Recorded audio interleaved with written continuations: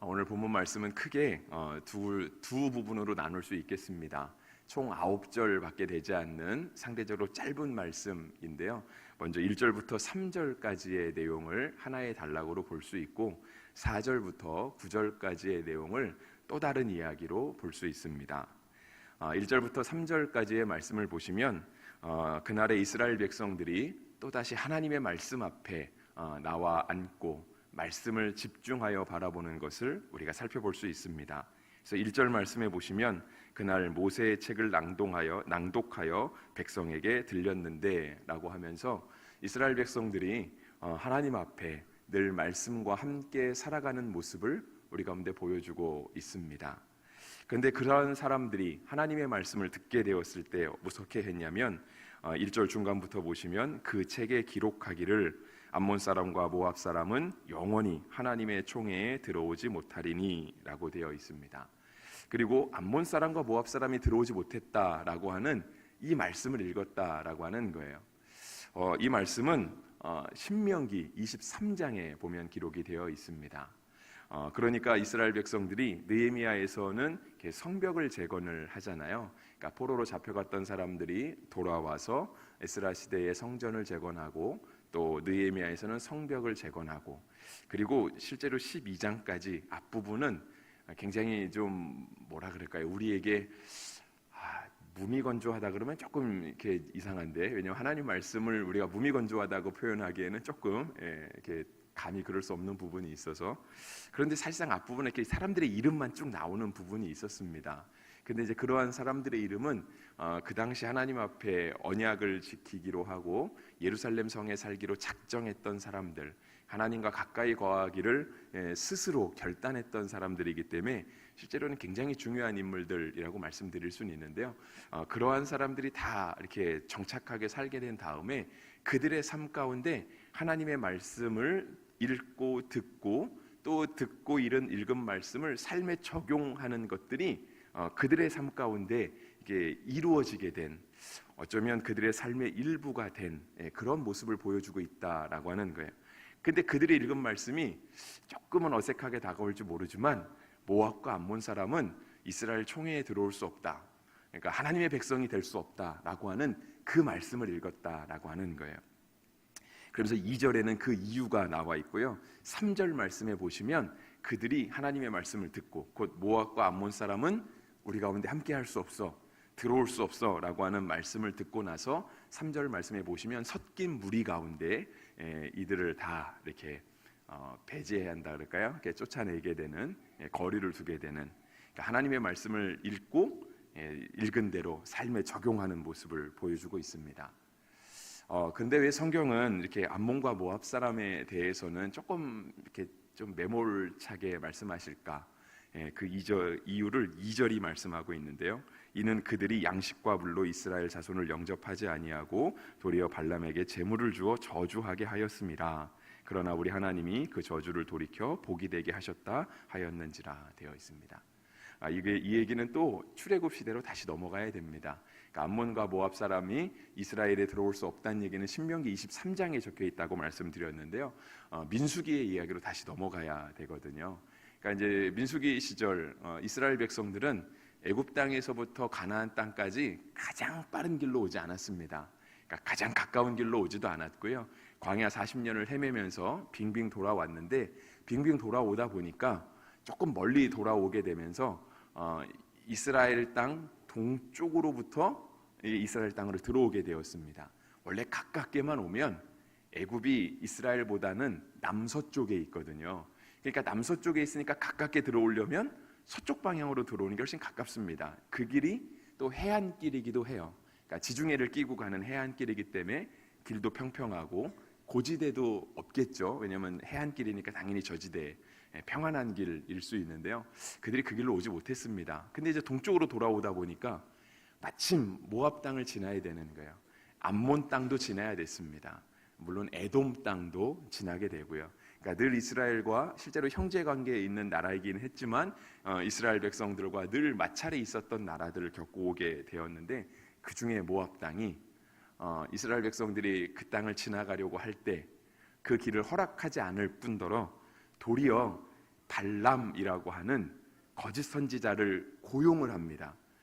많은 재물을 주겠다라고 꼬시고 이렇게 높은 지위를 주겠다라고 하는 걸로 회유를 시킨 거죠. 그리고 그 발람 선지자, 거짓 선지자가 할 일은 딱 하나였습니다. 저 이스라엘 백성들에게 저주하는 것. 왜냐하면 그들이 광야 40년을 살고 광야에서 맨날 돌아다니는데도 불구하고, 먼 길을 돌아오는데도 불구하고 그들이 맨날 잘 먹고 잘 사는 거예요. 하나님이 먹을 걸 주시니까. 그들의 옷이 헤어지지 않고 그들의 신발이 헤어지지 않는 거예요. 발도 부르트지 않는. 너무 신기한 거죠. 어떻게 저럴 수 있냐라고 하는 거예요. 저들이 어떤 일정한 경제 생활을 하는 것도 아니고, 누군가가 가서 저들에게 물자를 대주는 것도 아닌데, 그들이 자녀를 낳고 거기서 심지어는 장례를 치르기도 하고 너무 잘 사는 거예요. 그래서 모압 왕이 겁을 먹고 거짓 선지자를 고용해서 제발 저들을 좀 저주해달라 이야기를 합니다. 그런데 민수기의 말씀을 보시면 하나님이 이 발람의 마음을 돌이키시고, 도리어 발람이 저주하려고 할 때 하나님이 발람을 통해서 도리어 이스라엘을 축복하게 하시는 그런 기적과 같은 일이 일어나게 되었죠. 그런데 그렇게 이스라엘을 저주하려고 했던 모압은 이스라엘에 들어올 수 없다라고 하는 겁니다. 오늘 우리 시대의 말로 바꿔보면 예수님이 마태복음 22장, 또 마가복음 12장, 누가복음 10장에서 말씀하시죠. 하나님을 사랑해라. 이 땅에서 무슨 계명이 가장 클까요? 하나님을 사랑하는 게 가장 큰 계명이야. 그리고 두 번째도 그것과 똑같은데 이웃을 사랑하는 게 가장 큰 계명이다 라고 말씀해 주셨죠. 이웃을 사랑하지 않는 것, 모압이 도리어 형제 국가라고 할 수 있는 이스라엘 나라를 저주했던 것, 그 사건 때문에 그들은 이스라엘에 속할 수 없다라고 하는 거예요. 그러니까 이걸 조금 미래 시대의 말로 하면, 형제를 저주하고 형제를 축복하지 않는 사람들, 하나님 나라에 들어갈 수 없다는 것입니다. 우리가 수요일에 이 부분을 조금 더 강하게 살펴봤죠. 예수님이 마태복음에서 산상수훈 하실 때 우리는 살인하지 말라고 하는 이야기를 들어서 알고 있다. 그것이 십계명에 기록되어 있지 않냐라고 하는 거예요. 6번째 계명에 있잖아요. 살인하지 말지니라, 간음하지 말지니라, 도둑질하지 말지니라. 이런 말씀들을 우리가 계속해서 듣고 알고 있지 않느냐. 왜냐하면 이스라엘 백성들은 율법에 따라 살아가는 사람들이니까. 근데 우리는 듣기는 그렇게 들었지만 실제로 우리가 살인하지 않았다고 해서 우리가 형제를 사랑하고 우리가 형제에게 할 바를 다 했는가? 주님이 그렇게 말씀하지 않습니다. 도리어 형제를 향해서 저주하고 나가라고 하는 히브리 욕설, 미련한 사람이라고 말하는 것, 그것이 곧 형제를 죽인 것과 같은 것이다. 그러니까 유대인들 입장에서, 율법을 지키는 사람 입장에서는 우리는 형제 죽인 적 없습니다. 우리가 가서 누구를 살인한 적도 없고 정말 남의 여자를 뺏으면서 간음한 적도 없고, 그러니까 우리는 하나님 앞에 율법 다 지키면서 살았습니다. 너무 자신이 넘치는, 너무 스스로 의로운 거예요. 주님이 그들을 향해 말하는 거죠. 율법을 듣기는 그렇게 들었지만 실제로 율법의 정신은 거기에 있는 것이 아니다. 우리가 율법을 글자 그대로 범하지 않았다고 해서 우리에게 죄가 없는 것은 아니다라고 얘기하면서 그러한 사람들 또한 천국에 들어가기 어렵다라고 말씀하시잖아요. 오늘 본문도 그런 겁니다. 형제를 사랑하지 않는 사람들, 이스라엘에 들어올 수 없어요. 그 얘기는 곧 우리가 형제를 사랑하지 않는 사람들, 천국이 보장되어 있다라고 말할 수 없습니다. 물론 그 누구에게도 천국이 보장되었다고 감히 말할 수는 없습니다. 왜냐하면 천국에 들어가는 주권은 누구에게 있냐면 오직 주님께 있거든요. 오직 주님께 있기 때문에, 물론 우리가 주님을 사랑하고 주님이 사랑이 많고 은혜가 넘치시기 때문에 그 사랑 많으신 주님이 우리를 천국에까지 인도하실 거라는 확신을 우리가 가질 수는 있어요. 그것이 우리의 구원의 확신이지, 그렇기 때문에 나는 죽어도 천국 가, 나는 이 시간에 죽어도 상관없어, 나는 아무리 죄 짓고 살아도 상관없어, 나는 예수님 믿으니까 마지막 숨 넘어가는 그 순간에 강도처럼 주님 저를 좀 기억해 주십시오, 그 한마디 고백으로 나는 천국 갈 수 있을 거야 라고 말하는 건, 그렇죠, 우리가 하나님을 너무 가벼이 보는 거예요. 너무 하나님을 경홀히 여기는 것입니다. 그래서 이스라엘 백성들이 하나님 말씀을 읽은 거예요. 암몬과 모압 사람 못 들어온대. 그러니까 그들을 걸러내는 겁니다. 이스라엘 백성들은 진짜 하나님 말씀을 듣고 그렇게 살고 싶었던 거예요. 말씀대로.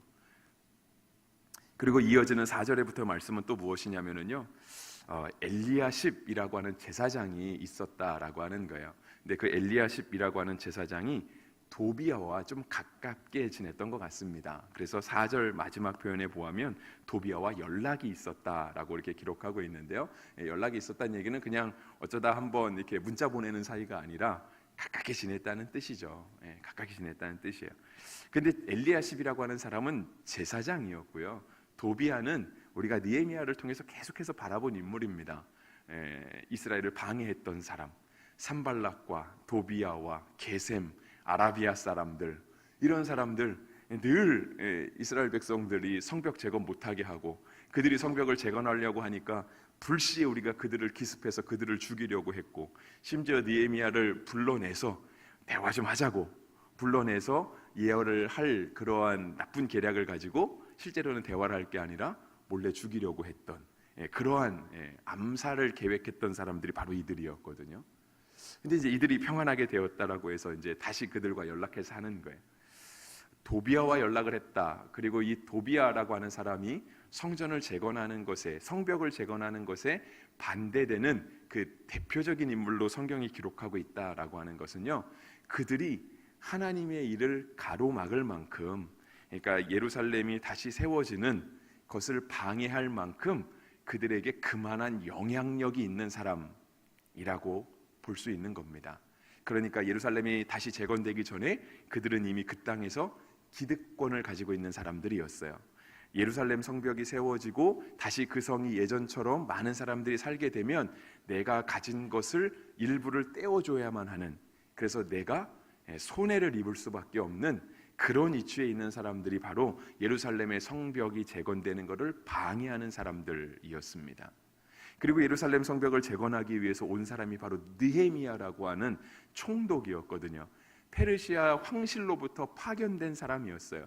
근데 그가 그냥 좌천돼서 온 것이 아니라 왕에게 특별히 부탁을 해서 온 사람이었고요.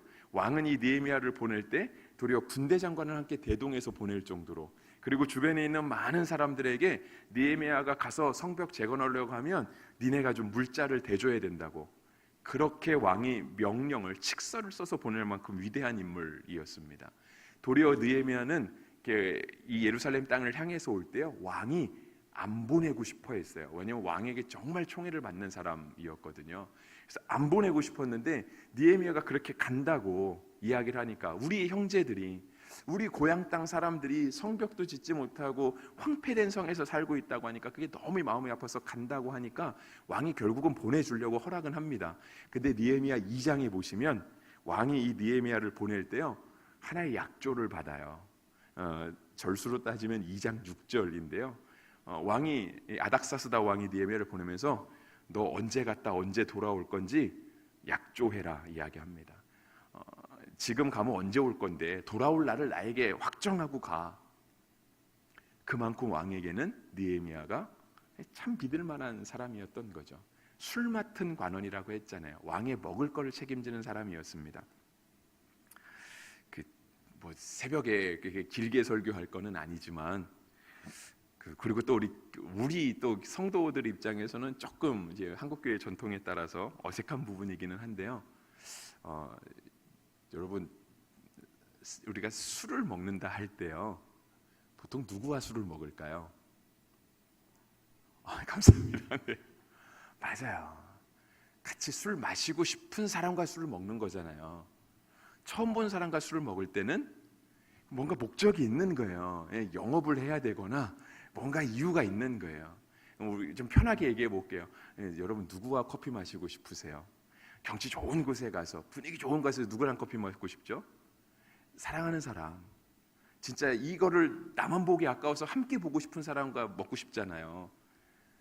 느헤미야가 왕에게 술 맡은 관원이었다라는 거는요, 느헤미야가 왕에게 그러한 존재였다라고 하는 거예요. 근데 그가 간다는 거예요. 그러니까 왕이 안 보내고 싶었던, 그러니까 너 언제 올 건데 돌아올 날짜 정하고 가. 그래서 이제 그 기간이 조금 오래되긴 했습니다.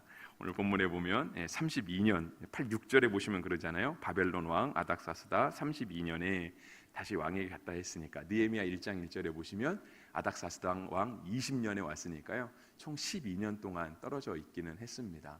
근데 그 10여 년의 기간 동안 이 서로의 마음이 변치 않았던 것 같아요. 그래서 느헤미야도 다시 왕에게 갔고요. 또 왕에게 갔을 때 6절 끝에 보면 그렇잖아요. 왕에게 말미를 청하고 다시 왔다라고 되어 있으니까 내가 다시 예루살렘 성 갔다 와야 될 것 같습니다. 들어보니까 지금 그 성에 아주 안 좋은 일이 벌어지고 있다고 합니다. 다시 갔다 와야 될 것 같습니다. 그래서 느헤미야가 다시 옵니다.